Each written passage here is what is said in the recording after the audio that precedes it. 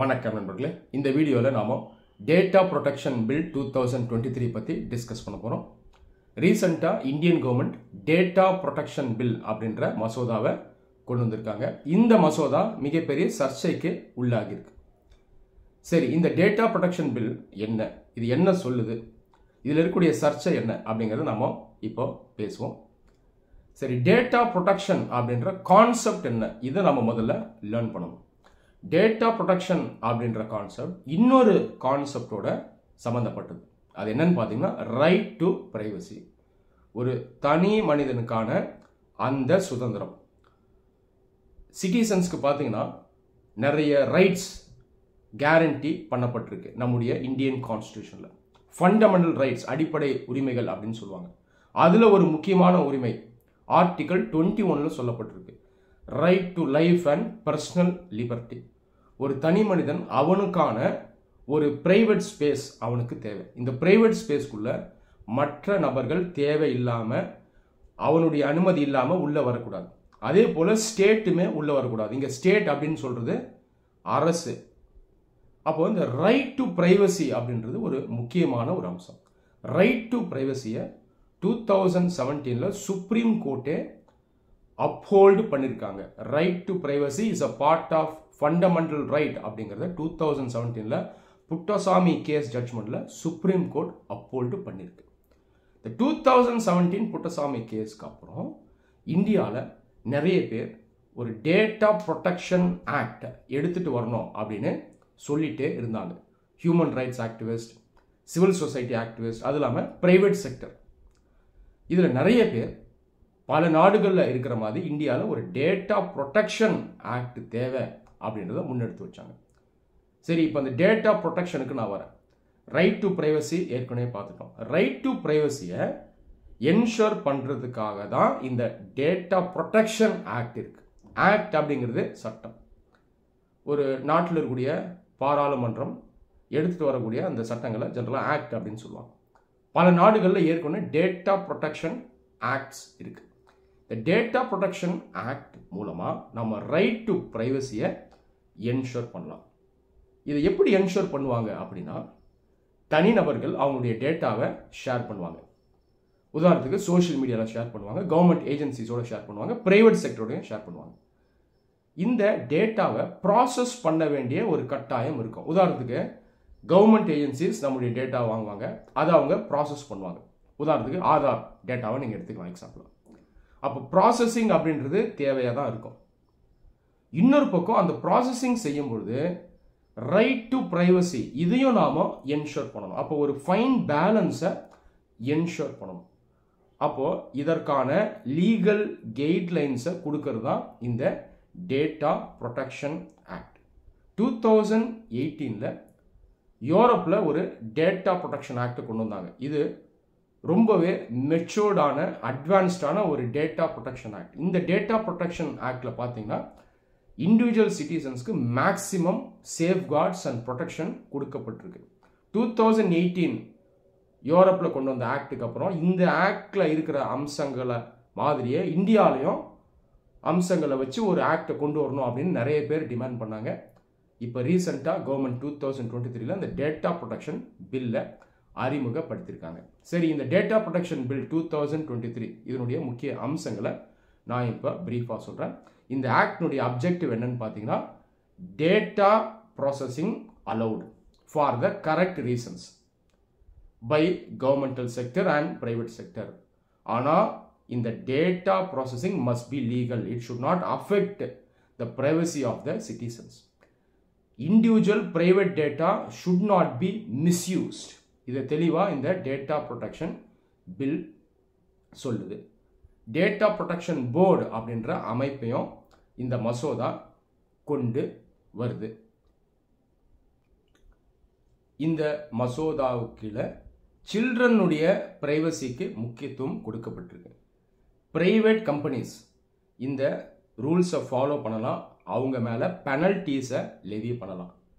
அது இல்லாமல் அவங்க எந்த டேட்டாவை கலெக்ட் பண்ணணும், எதை கலெக்ட் பண்ணக்கூடாது, ஒரு ஸ்டேஜுக்கு மேலே தேவையில்லாத டேட்டா அவங்க கைவசம் இருக்கக்கூடாது அப்படின்றதையும் இந்த பில் சொல்லுது.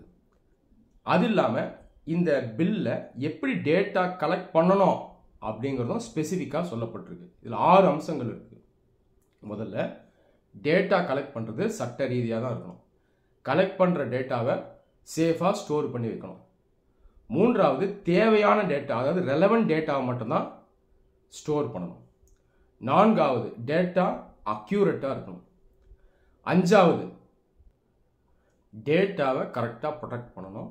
ஆறாவது டேட்டா ப்ரொடெக்ஷனில் ஏதாவது ப்ரீச்சஸ், தவறுகள் இருந்தால் அதுக்கு நிவர்த்தி இருக்கணும். ஸோ இந்த 6 பிரின்சிபல்ஸும் இந்த டேட்டா ப்ரொடெக்ஷன் பில்லில் சொல்லப்பட்டிருக்கு. ஸோ இதெல்லாம் முக்கியமான அம்சங்கள்.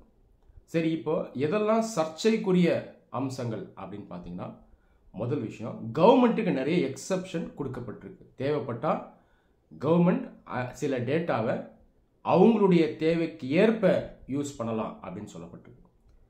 இரண்டாவது, பிரைவேட் செக்டர் பிளேயர்ஸ் இன்டர்நேஷனல் லெவலில் டேட்டாவை ஷேர் பண்ணும்போது அவங்களுக்கு அதிகமாக கம்ப்ளையன்ஸ் இருக்குது. கம்ப்ளையன்ஸ் அப்படிங்கிறது ரூல்ஸ் அண்ட் ரெகுலேஷன்ஸை ஃபாலோ பண்ணுறது. அதே நேரத்தில் இன்டர்நேஷனல் லெவலில் டேட்டா ட்ரான்ஸ்ஃபர் பண்ணும்போது கவர்மெண்ட் சைடில் பெருசாக rules and regulation கொடுக்கப்படலை.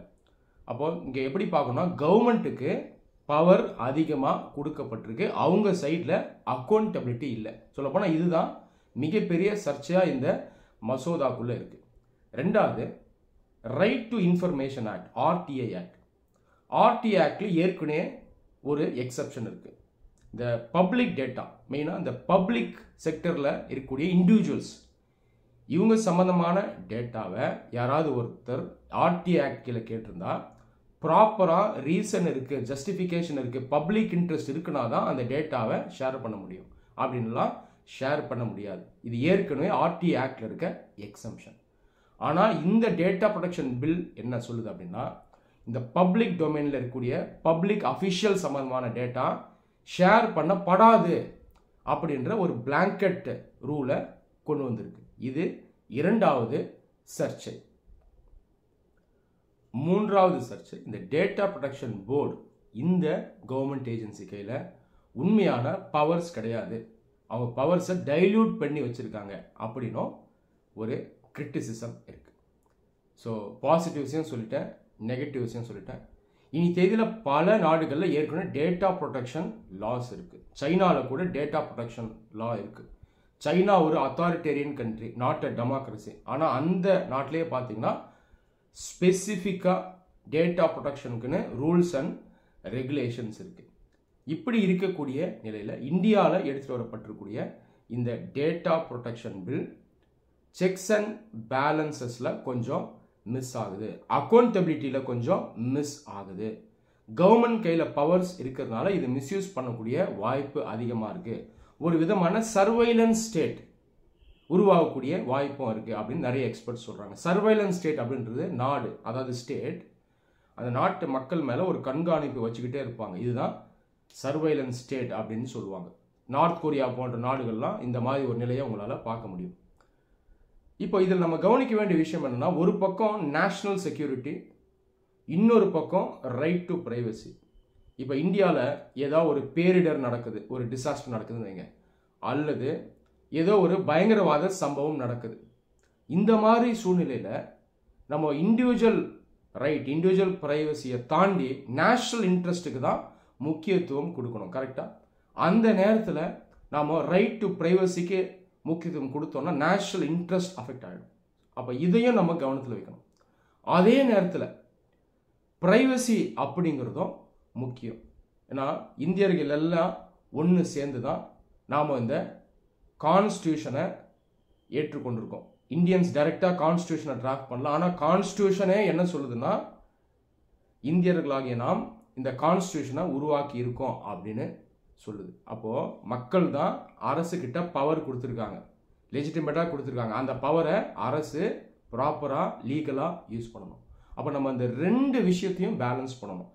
National security, stability, proper governance, அதே நேரத்தில் இந்த பக்கம் fundamental rights, individual rights, human dignity, right to privacy. So ரெண்டுத்துக்கும் ஒரு ஃபைன் பேலன்ஸ் ஸ்ட்ரைக் பண்ணோம் அப்படின்னா பெட்டராக இருக்கும். இந்த டேட்டா ப்ரொடெக்ஷன் பில் கண்டிப்பாக ஒரு வெல்கம் பில். சொல்லப்போனால் இது ரொம்ப டிலேடாகவே வந்திருக்கு அப்படின்னு நான் சொல்லுவேன். இந்த பில்லில் சொல்லப்பட்டிருக்க கிரிட்டிசிசம்ஸை ஓவர் கம் பண்ணுறதுக்கு சில மாற்றங்களை கவர்மெண்ட் கொண்டு வந்துச்சு அப்படின்னா இது கண்டிப்பாக ஒரு வெல்கம் ஸ்டெப்பாக இருக்கும். இந்த சேஞ்சஸை ப்ராப்பராக இன்கார்பரேட் பண்ணி இந்த பில்லை பாஸ் பண்ணி அதை ஒரு ஆக்டாக கொண்டு வந்தாங்கன்னா அது கண்டிப்பாக இந்தியாவுக்கு உகந்த ஒரு சட்டமாக இருக்கும். நன்றி.